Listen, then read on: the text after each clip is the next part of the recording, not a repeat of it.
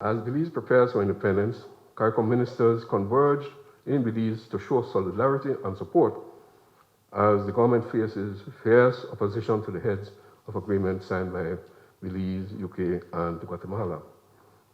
This was a last-ditch agreed upon effort to try to establish a basis for future negotiations in the post-independence period.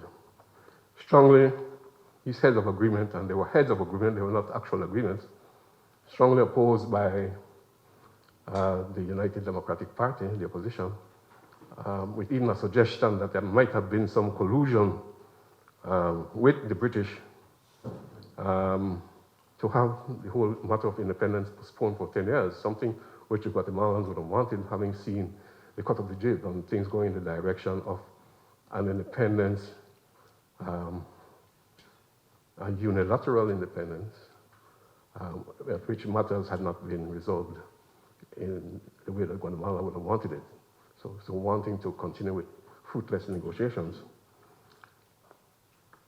This heads of agreement setting out points for post-independence discussion on negotiation between the parties was signed by Premier Price and the Guatemalan Foreign Minister and the British Secretary of State. Pandemonium broke out in Belize. However,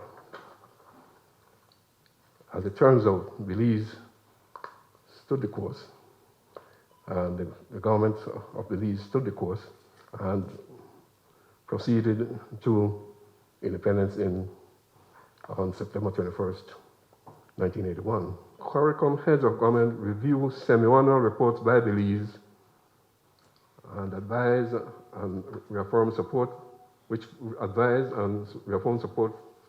for Belize's post-independence efforts to resolve the dispute.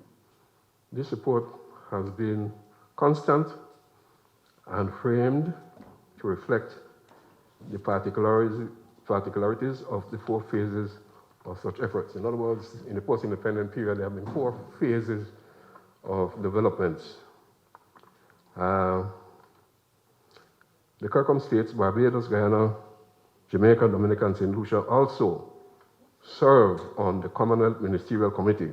So there's a Commonwealth Ministerial Committee on Belize, which was formed in the year 2007, and which meets annually, usually during the UN General Assembly, or otherwise as needed, to review the situation of Belize and Guatemala.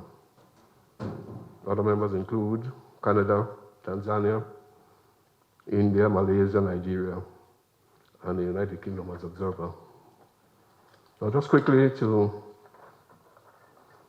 look at the diplomatic activity, the phases of the post-independence experience with Guatemala. There was a negotiation phase that ensued in 1981, where negotiations, which included the opposition and the British, reached a stage where draft treaties were actually prepared